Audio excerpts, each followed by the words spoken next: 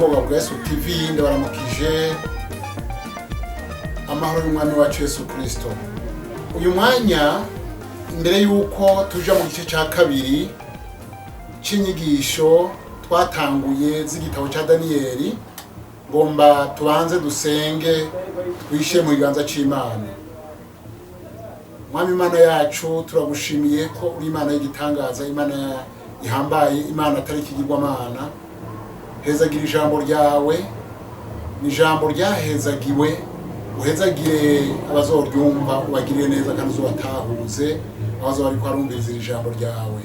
Ize rifashe imitima myinshi kandi bazobatahura ari benshi. Tubisenze mu izina rya Yesu Kristo, umwami n'umukiza wacu. Amen. Hanyuma nagomba twongere twibukanye ikindi cigwa kigira kabiri, ariko imbere yuko tuja mu cigwa kigira kabiri turibukanya ivyo twize ubushize. Twaravuganye ko iki gitabo cya Daniyeli gifise ibice 12. Muri ibyo bice 12 bigizwe n'imirongo 357. Muri iyo mirongo 357 harimo imirongo 215 ivuga iby'akahise. Hanyuma hakaba n'imirongo 78 ivuga ibyamaze kuba. 64 ivuga iby'ubuhanuzi butaraba.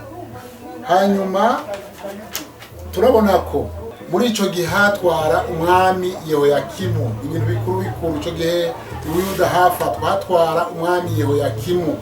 Hanyuma turabona ko Uyuda hamaze gufatwa, Nebukadineza yaciye atwara inyagano abasore bose b'abanyabwenge n'abahinga n'abanyenkomezi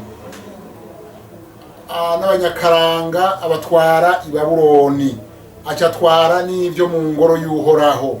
Nagomba rero twibukanye aka kantu navuze ngomba kurangiza kugira ngo ndagakosore neza. Naravuze ko ifatwa rya kabiri hatwara umwami Yehoyakimu.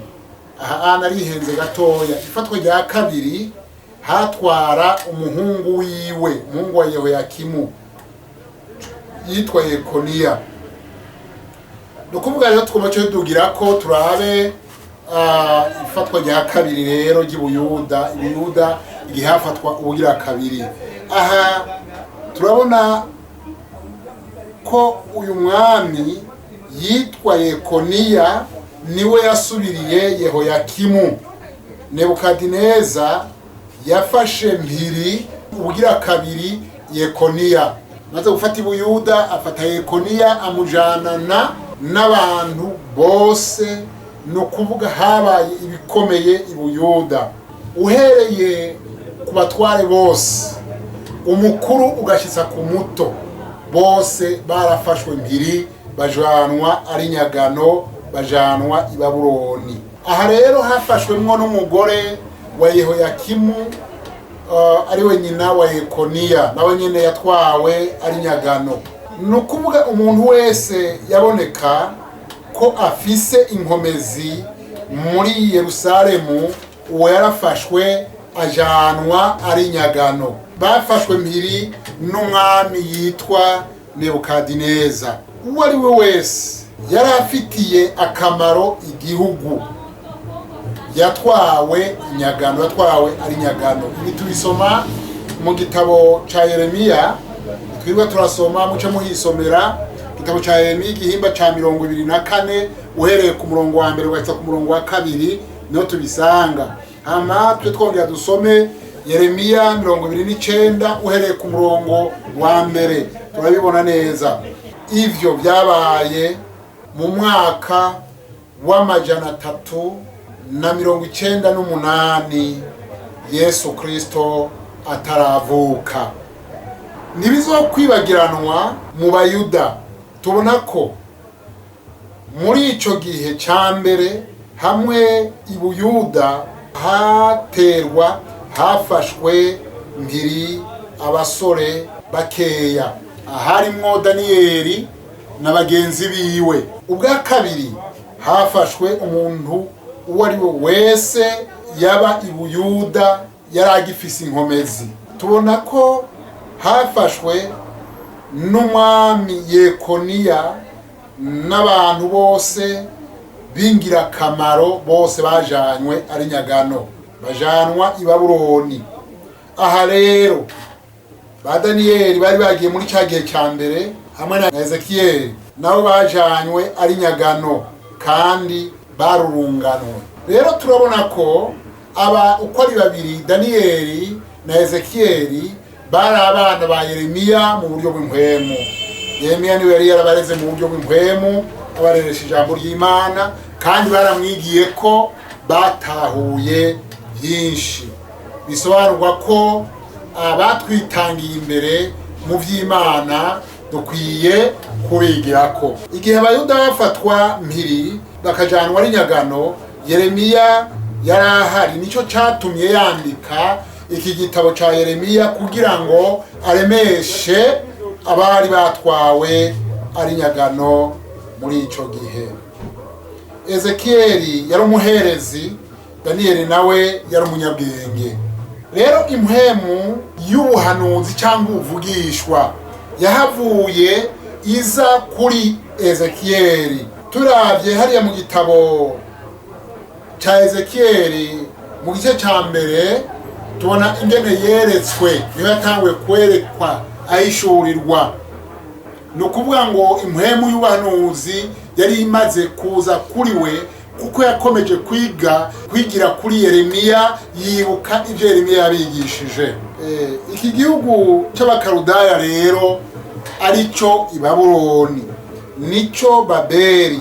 Niho tubona ko Ezekiyeli avugwa nk'umuherezi muri ico gihe, ntiyari bwabo umuvugishwa, yari umuherezi.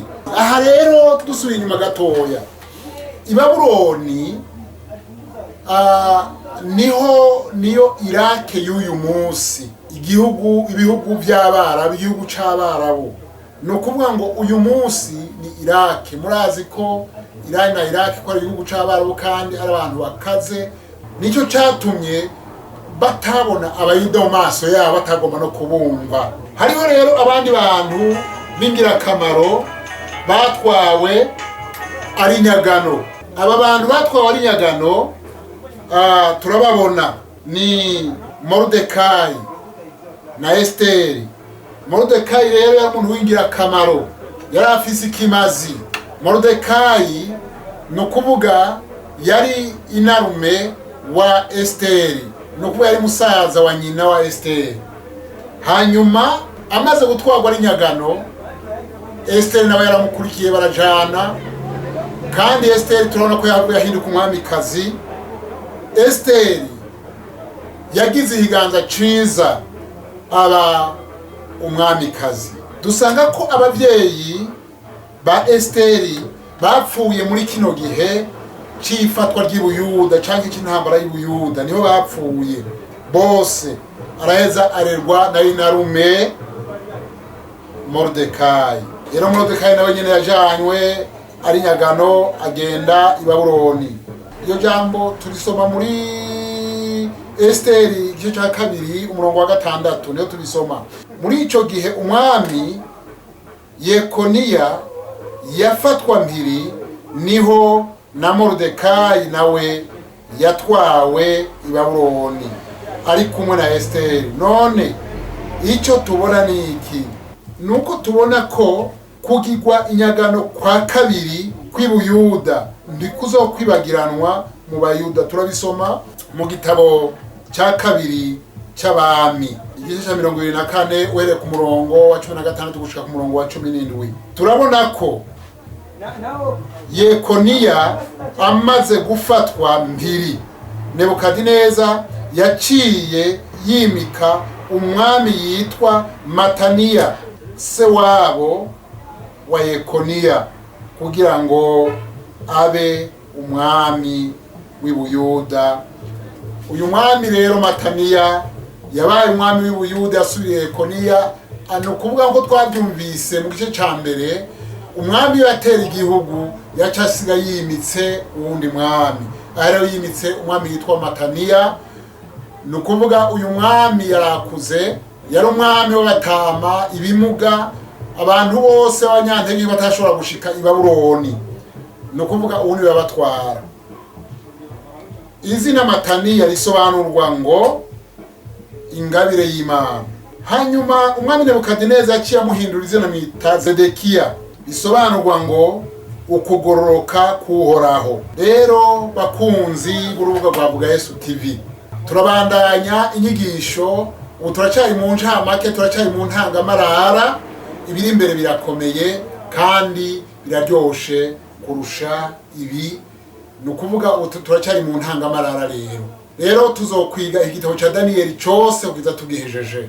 Bene data, mugire umugisha kandi mukomeze gusangiza abandi, kandi mwibuke abataragira sabone mwogira sabone. Umwami abahezagire.